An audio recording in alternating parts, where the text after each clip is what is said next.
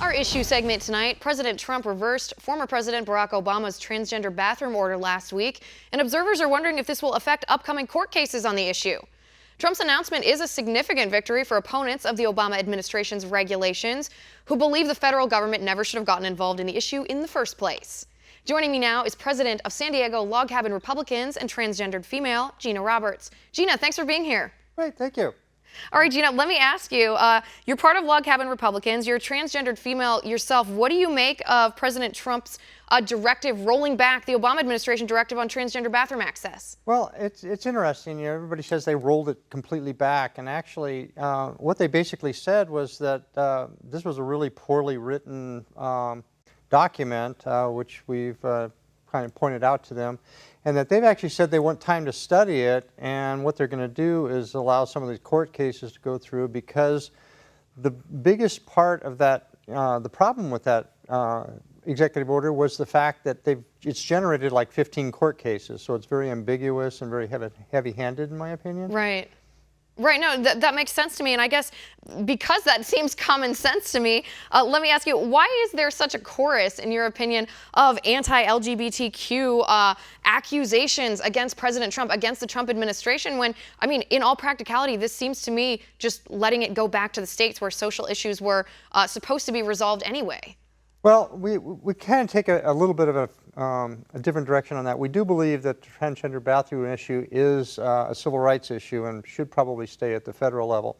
But the interesting thing is that nobody really read the memo. And I love to look at my LGBT friends and say that and say, did you really read this? Because it wasn't just yanking those away. In fact, the last paragraph of the memo says, we really need to make sure that LGBT kids are still given a safe environment to go to school in. Right. Paraphrase, but...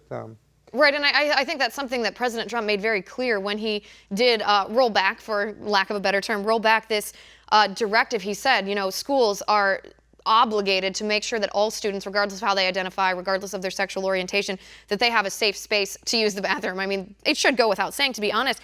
But Gina, let me ask you about something. You mentioned that you view this as a civil rights issue, and I want to ask you about one of the main criticisms of the gender-neutral bathrooms, or bathrooms based off of gender identity versus birth gender, and that, of course, is, and we've seen this happen in the last year or so, that is the sexual predators who disguise themselves as transgendered people. Not actual transgendered people, but sexual predators who use that as an excuse to prey on, many times on children, but on women too. How do you address that? Well, basically, if they're going into the restroom to do that, first of all, they're already breaking a handful of laws. They're just kind of trying to hide behind something to try to get away with going into a bathroom and doing something strange.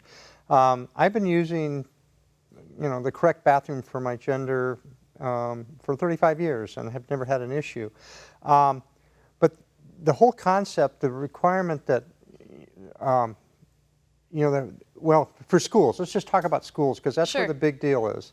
Part of the problem was with the Obama directive was that there was no clear delineation of how these transgendered kids to use these restrooms need to be identified and Right. need to stand out.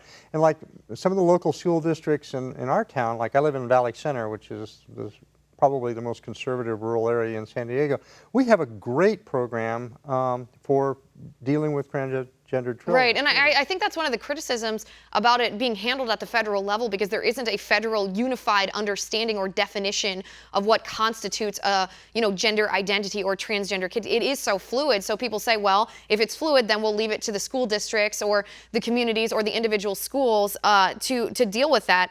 Gina, let me pivot to a slightly different issue. This is still school related, but we read a story, you know, we heard about this story this week. A transgender wrestler named Mac Beggs identifies as a male. He just won the Texas State Girls Wrestling Championship, though. Of course, this was rife with controversy because, I mean, even pictures of him, you can see, you know, how muscular, how different he looks than his female competition here.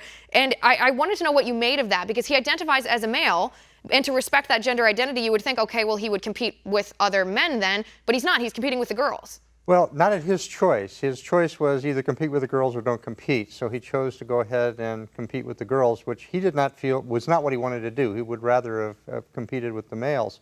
But due to the, I think it's the UIL law in Texas, they, required that whatever he was born with at his birth, they used that to classify him, and it was really silly. It's kind of backfired, and from what I understand, there's a lot of rhetoric going on now about, let's revisit that. Right, it is actually, it's almost ironic. The word you used is perfect. It did backfire because they have that regulation that says your birth gender is the gender that you must compete, but now they're upset because someone who has taken testosterone shots and been ongoing in his transition for the past 2 years is competing in the girls even though he identifies as a guy. My problem with this, I guess, is that the standards, it does make it quite unfair for the other girls in this competition, because if they had taken testosterone shots to the level that Mac Beggs did, they'd be accused of doping. Right. Well, and back to the original thing, he didn't want to compete with the girls. He wanted to compete with the boys, and he may have been at a slight disadvantage with the males because he hasn't had that benefit all of his life.